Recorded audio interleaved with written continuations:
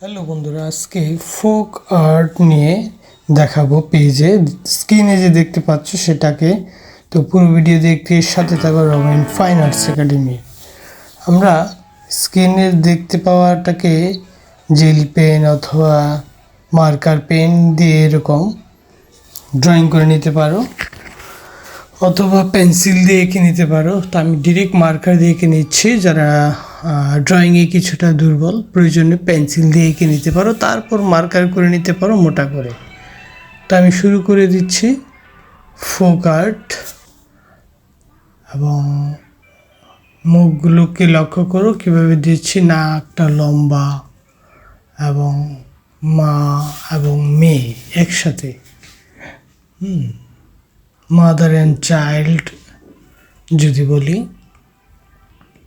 চোখটাকে অনেক নান্দনিক, অনেক বড় করে দেখাচ্ছি আমরা। তো একই রকম মেয়েটার ক্ষেত্রেও মা তার মেয়েকে জড়িয়ে ধরে আছে এবং কোনো একটা বিষয় নিয়ে ভাবনারত আছে কলা গাছের নিচে। তার ফাঁক দিয়ে সূর্য উঁকি দিচ্ছে, এমন একটা ছবি আমরা এঁকে দেখাচ্ছি। তো ড্রয়িংটাকে ফলো করতে হবে। যদি তোমার ড্রয়িংটা সুন্দর হয়, কালার অবশ্যই সুন্দর হবে। তো ড্রয়িংটা এই জন্য খুব গুরুত্বপূর্ণ। তোমরা চাইলে একাধিকবার দেখে নিজেরা প্র্যাকটিস করবে।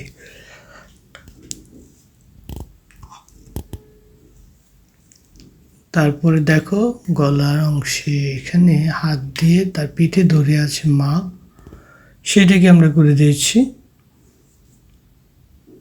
তো এটাকে একটা আউটলাইন, এক্সট্রা বর্ডার লাইন আমরা দিয়ে দিচ্ছি। তো ফোক আর্টের মোটামুটি আমরা জানি, বাংলাদেশের প্রেক্ষাপটে কামরুল হাসানকে চিনি, ফোক আর্ট বা পটুয়া কামরুল হাসান। আর ভারতের মধ্যে কলকাতার বিখ্যাত বাঁকুড়ার শিল্পী যামিনী রায়, ওনার পেন্টিং ফোক আর্ট খুবই নান্দনিক এবং সহজ করে, সহজ ফর্মে আঁকা। তো অনেকটা সেই যেগুলা বাংলাদেশে এখন ট্র্যাডিশনাল ওয়ার্ক ফোক আর্ট হিসাবে চেনা হয়।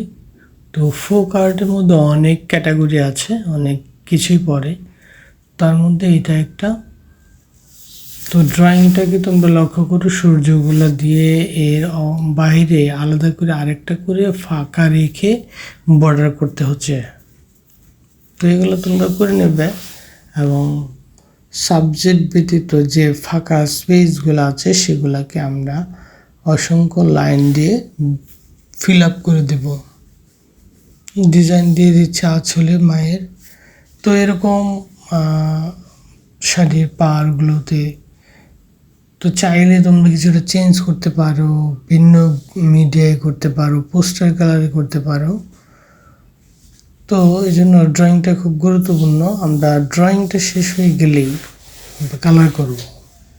তো কালার আসলে বিভিন্ন রকমের করতে পারো। একটা ছোট্ট একটা নাকফুল দিয়ে দিলাম। তো এটা হচ্ছে 24 কালার, 24 কালার পেন্সিল। তো এখান থেকে আমি কালার নিয়ে নিচ্ছি। প্রথমত ইয়েলো কালার মানে হলুদটাকে আমরা ফেসের মধ্যে করে নিই। লক্ষ্য করো, তো এটা পুরাটাই ডিরেক্ট ইয়েলো কালার দিয়ে দেবে, মানে একদম হলুদ কালার। তো আমি এটাকে যদি একটু দ্রুত দেখাই তাহলে মনে আরও ভালো হতো। যাই হোক, প্রথমত একটু দেখতে হবে যে আমি কালারটা করছি কীভাবে, নয়তো আমার এখানে যে ছবিটা আছে এটার সাথে এটা কতটুকু মিল কালার এবং ড্রয়িংগত। তো এই জন্য কালারটা খুব গুরুত্বপূর্ণ। তোমরা চাইলে পেজের কালার পেন্সিলে বড় যারা আছে তারা ওয়াটার কালারে করতে পারো, বা পোস্টার কালারে করতে পারো, বা অ্যাক্রিলিকেও করা যায়। তো এই জন্য আমি জাস্ট কালার পেন্সিলে দেখাচ্ছি, যেন তোমরা একদম ছোটরাও করতে পারে কালার পেন্সিলে, কারণ বড়রা তো রঙে করাটা মুশকিল হয়ে যায়। সেজন্য আমি দুইটাকে হাতে রেখেছি, কেউ চাইলে জেল পেনে করতে পারে বা ওয়াটার কালারে করতে পারে। তো লক্ষ্য করো যে ফেসগুলোর কালার একদম ইয়েলো। তারপরে হচ্ছে এটার পরে আমরা চোখগুলোকে একদম কালো করে দিতে পারি, অথবা তার পিছনে সূর্যকে দিয়ে আছে কলা গাছের পাতার ফাঁক দিয়ে। তো এটাকে অরেঞ্জটাকে পুরোটাই করে দিচ্ছি। তো এটা তোমরা আসলে একটু সময় নিয়ে, একটু ধৈর্য নিয়ে আসলে কালারটা করতে হবে, কারণ কালার পেন্সিলের রং করলে অনেক সময়ের দরকার হয়। তো সাইড দিয়ে আলো দিয়ে দিচ্ছে একদম সূর্য যেটা আমরা যেভাবে আঁকি ওইভাবে। তো এটাকে কোথাও কোথাও হলুদ আমরা ব্যবহার করব, সেটাকে চাইলে একেবারে ব্যবহার করা যেতে পারে। তারপরে কলা পাতা সবুজ কালার, সেটাকে আমি দিয়ে দিচ্ছি। তো কলা পাতা আসলে হালকা সবুজ দিলে বেশি সুন্দর হয়। তো হালকা সবুজটা পাওয়া যাচ্ছে না বললে আমি সবুজই দিয়ে দিচ্ছি। তো এই পাতাগুলো তো সবুজ আমরা জানি, এবং বিভিন্ন আউটলাইনের বাইরে একটাকে সাদা রং রেখে বাকিগুলা চাইলে বিভিন্ন কালার অথবা সবুজ দিতে পারো। তো এই ছবিগুলো আমাদেরকে ভালো করে বুঝতে হবে এবং জানতে হবে, দেখতে হবে। যদি আমরা এই ফোক আর্ট সম্পর্কে আরও কিছু আইডিয়া নিই, তাহলে চাইলে তোমরা এই ছবির সাবজেক্টকে আরও বিভিন্নভাবে প্রেজেন্ট করতে পারো। তো আমি কলা গাছের এটাকে হালকা সবুজ দিয়ে দিচ্ছি। শাড়ির রং তোমরা তোমাদের ইচ্ছে মতো করতে পারো, কারণ এটাতে কোনো ধারাবাধার নিয়ম নেই। পিঙ্ক কালার, লাল, কমলা, হলুদ, নীল, সবুজ সব রকমের কালারই করা যায়। তো আমার কাছে মনে হলো সব নীলটা এটা খুব বেটার হবে। তো একটা মজার বিষয় হচ্ছে ফোক আর্ট রিয়েলিস্টিকের কোনো বিষয় না। এইখানে একটা ছবি এঁকে এটাকে আসলে পুরোপুরি কালার কমপ্লিট করা, সলিড একটা কালার দেওয়া এবং ফিল আপ করা, এটাই হচ্ছে মানে ফোক আর্টকে ফুটিয়ে তোলে। এখানে এত শ্রমের প্রয়োজন হয় না রং দেওয়ার ক্ষেত্রে, অন্তত, কারণ সলিড রং দিয়ে দিতে পারে।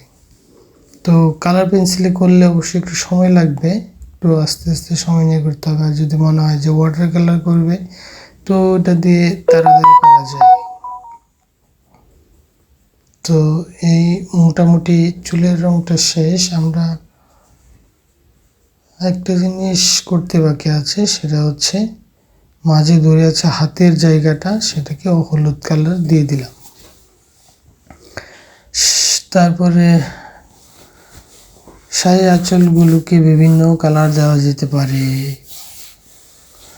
লাল, হলুদ, সবুজ অথবা পিঙ্ক, এরকম বিভিন্ন কালার দেওয়া যেতে পারে। তো এখন আমরা মোটামুটি আঁচলের কাজটা শেষ হয়ে গেলে, আঁচলে চাইলে একাধিক কালারও দেওয়া যেতে পারে।